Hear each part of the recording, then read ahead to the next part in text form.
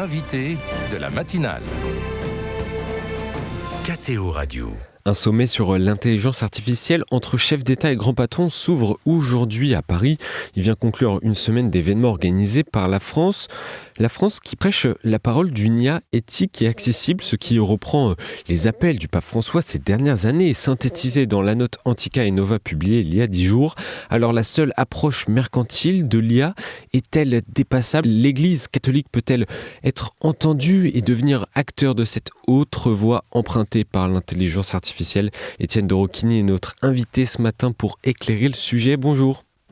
Bonjour à tous les auditeurs. Merci beaucoup d'être avec nous ce matin, Étienne de Roquigny. Vous êtes, entre autres, mais c'est l'une des fonctions qui nous intéresse ici, président du think tank Espérance et Algorithmes, qui vise à faire réfléchir les entreprises de la tech au bien commun. Alors Étienne de Roquigny, on dit partout que la France et l'Union européenne sont à la traîne sur la question du développement de l'intelligence artificielle. C'est un constat que vous partagez ? Oui, tout à fait. Et le vrai sujet, comme chrétien, c'est quelle vocation au service du bien commun. Et pour ça, il faut effectivement rentrer dans le match de tout ce qui nous est donné pour contribuer au bien commun. Il y a donc ce sommet que l'on retrouve avec notamment le vice-président américain, le vice-premier ministre chinois, encore la présidente de la Commission européenne. Quel est le principal enjeu de ce rendez-vous selon vous ? Alors, c'est le troisième grand sommet qui montre combien les dirigeants mondiaux, à juste titre, sont préoccupés par l'émergence de l'IA. Bon, il y a évidemment aussi des enjeux politiques de plus bas niveau sur le positionnement de Macron. C'est pas ça qui est vraiment intéressant. Ce qui est intéressant, c'est qu'il y ait effectivement une coopération mondiale, plus ou moins siloté entre les grands blocs américains et chinois, bien sûr. Mais enfin bon, voilà, on a la communauté humaine qui se réunit et qui aussi, c'est ça qui est très intéressant, fait émerger de plus en plus également la thématique qui m'est chère de contribution à ce qu'on pourrait dire l'écologie intégrale, en prenant les termes de Jean-Pierre Dupuy et du pape François. On dira plutôt sustainable AI, l'IA et le développement durable. Donc ça, c'est un thème qui émerge et ça c'est très intéressant que beaucoup de gens s'y intéressent. Et ce thème, celui-ci qui émerge, le président Emmanuel Macron a aussi fait valoir une volonté de vouloir parler d'éthique et d'accessibilité, de rendre l'IA accessible à tous. Comment vous le percevez ? Est-ce que c'est une bonne stratégie ? Alors, c'est toujours un peu délicat de se positionner avec le terme éthique, puisque on a tendance à dire de manière un petit peu provocatrice au think tank Espérance Algorithmes que une éthique sans un dévoilement de l'anthropologie et des valeurs sous-jacentes est soit une coquille vide, soit une manipulation. Alors le terme est un peu fort, mais c'est pour dire que finalement le vrai sujet, c'est la contribution au bien commun. Et ça, c'est vraiment comme chrétien, on ne peut pas ne pas penser à l'appel de la Genèse. Croissez, développez-vous. Vous êtes fait à mon image et pour dominer au sens du jardinier du terme la création. Et donc c'est ça le vrai sujet. C'est comment est-ce que on peut se servir de l'intelligence artificielle pour mieux servir nos frères, mieux servir les douleurs de la planète. Et l'éthique, disons que c'est une discipline de discernement, mais c'est pas le plus important. C'est déjà plus intéressant quand on parle d'inclusion, même si là encore le terme est un peu galvaudé. Mais pour nous, c'est la destination universelle des biens. Si je prends donc c'est en quoi est-ce que chacun d'entre nous peut bénéficier, mais également participer à cette aventure. Et c'est très intéressant.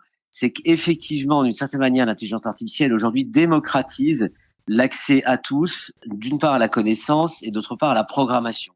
Là où la programmation informatique était pas mal le sujet d'experts, de gens très calés, l'IA, c'est d'abord des interfaces extrêmement ergonomiques et simples qui fait que des personnes, y compris jusqu'au fin fond du Sahel, peuvent contribuer à cette œuvre collective.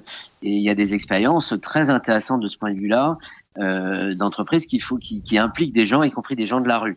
Donc tout ça, c'est très stimulant à suivre et il faut y participer, il faut rentrer dans le match. Une note est sortie il y a quelques jours, publiée par des dicaster du Vatican est intitulé Antica et Nova sur notamment la relation entre l'intelligence artificielle et l'intelligence humaine. Qu'est-ce qu'il faut retenir de cette note ? Alors, c'est pas la première, hein, le pape et ses conseils s'intéressent depuis longtemps, hein, sur le sujet.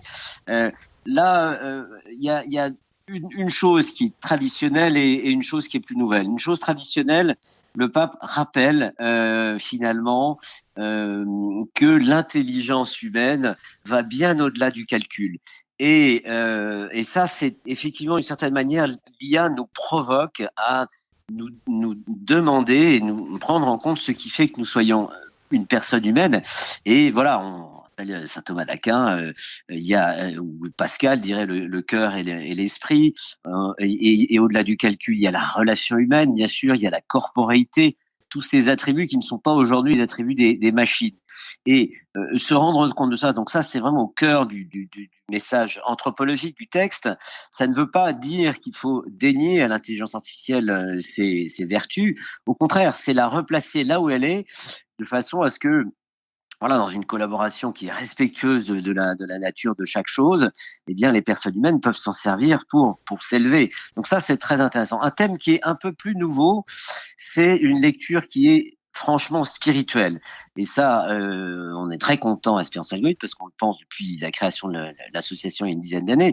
C'est que pour nous, l'intelligence artificielle, c'est d'abord, finalement, au fond, une question spirituelle. Et ça, la fin du texte insiste de manière très claire sur le fait que nous ne pourrons, d'une certaine manière, survivre ou en tout cas s'élever face à un tel paradigme en rupture que si nous avons une lecture plus spirituelle. Voilà, finalement, nous réfléchissons au sens des choses, ce pourquoi nous sommes là, ce pourquoi nous sommes créés à l'image de Dieu. Voilà, et ça c'est quelque chose qui est franchement nouveau et original.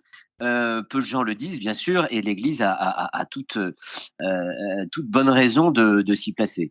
La date de la publication de cette note n'est peut-être pas anodine. Quel impact peut-elle avoir sur les réflexions entamées lors de ce sommet ? Est-ce que le pape et la réflexion de l'Église comptent dans les débats qui va y avoir ?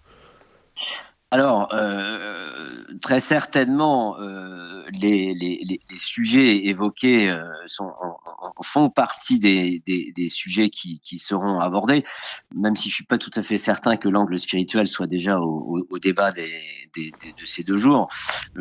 C'est un sommet qui est très riche, qui a déjà débuté la semaine dernière, hein. Il y a beaucoup d'événements parallèles, mais en tout cas.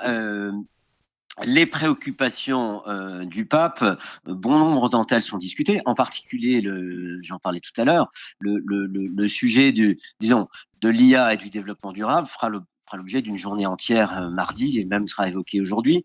Et ça, c'est aussi un domaine dans lequel finalement la tradition anthropologique biblique a beaucoup de choses à dire. Moi, je pense même qu'il faudrait développer une sorte d'écologie intégrale de l'IA, c'est-à-dire à la fois se préoccuper des conséquences matérielles, l'énergie, l'eau considérable consommée par les serveurs, mais également finalement parce que tout est lié, c'est ça la vision de l'écologie intégrale, les machines, les personnes humaines, les personnes vivantes, tout le monde de la planète, tout ça est relié, et donc la juste, disons, rapport entre l'homme et la machine, ça dit quelque chose aussi de notre juste rapport au monde.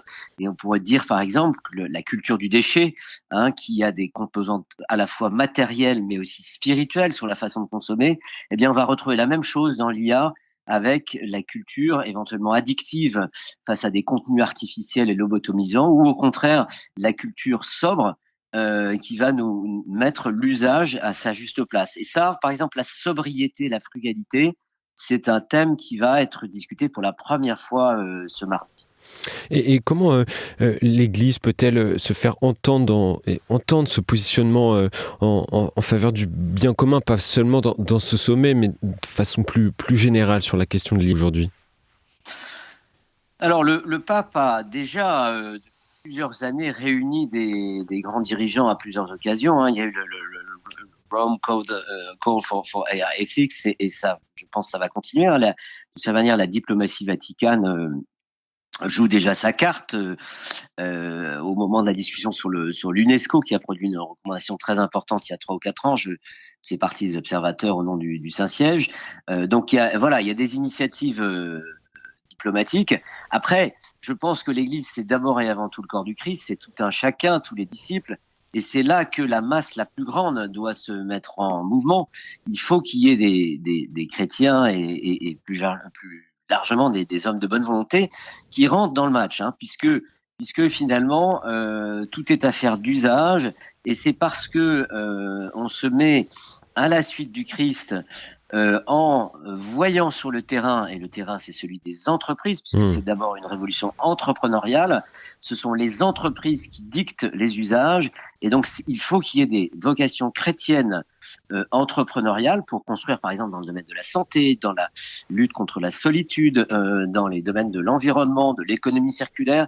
Il faut qu'il y ait des vocations, sans quoi l'Église resterait uniquement à commenter, voire à critiquer. Ce qui, pour moi, serait tout à fait contraire, par exemple, à la parabole des talents. Donc, il faut absolument rentrer dans le match. Et ça aussi, c'est un point qui est, à mon avis, sous-estimé, de la lettre Antica Nova. Il y a toute une spiritualité de l'entrepreneuriat, même pour moi, une forme de vocation de sainteté dans certains cas. Et ça, il faut le faire. Il faut vraiment faire rayonner la voix du Christ, y compris au sein des entreprises qui se créent et se développent avec ces outils. On le perçoit à travers le message du pape également, mieux vaut se servir de l'intelligence artificielle que de s'en méfier. Étienne de Roquigny, vous êtes confiant quant à l'avenir et à la prise en main des chrétiens et d'entrepreneurs chrétiens sur cette question ? Alors, au plan spirituel, je ne dirais pas confiant, parce que je suis, moi, un partisan d'une lecture apocalyptique. Je pense que l'Apocalypse a commencé à la mort du Christ et ira jusqu'à son retour. Donc, le temps de l'Apocalypse, Matthieu 24-25, c'est à la fois le temps des faux messies, le temps des catastrophes climatiques, et en même temps, c'est le temps de la parabole des talents, c'est le temps du bon serviteur. Donc, je pense que nous devons être des bons serviteurs, et ça va passer par des crises. Mais ces crises-là qui vont venir, c'est certain, il y en a toujours eu, il y en aura à nouveau, ne doivent pas nous impressionner. Nous devons rester des bons serviteurs et voilà, et préparer l'avenir du Seigneur, y compris dans le domaine de l'intelligence artificielle. Et de ce point de vue-là, pour prendre une note plus positive, je pense qu'il y a un élan très grand du côté des jeunes dans le monde entier.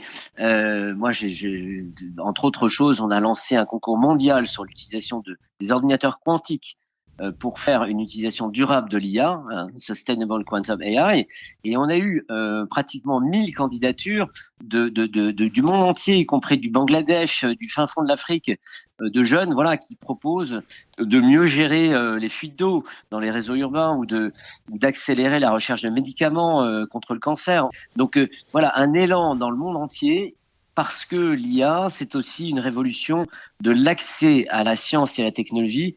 Et ça permet à tout à chacun de s'y plonger. Donc ça pour moi, c'est vraiment l'espérance. C'est un signe d'espérance. Merci Étienne de Roquigny de nous avoir éclairé sur ce sujet. Je rappelle que vous êtes fondateur du think tank Espérance et Algorithmes. Et j'en profite pour citer l'un de vos derniers ouvrages sur la question Sens de l'IA à l'école de Pascal, entrepreneur aux éditions Bollen. Merci beaucoup encore une fois d'avoir été avec nous ce matin. Merci beaucoup. Bonne journée. Que Dieu vous bénisse.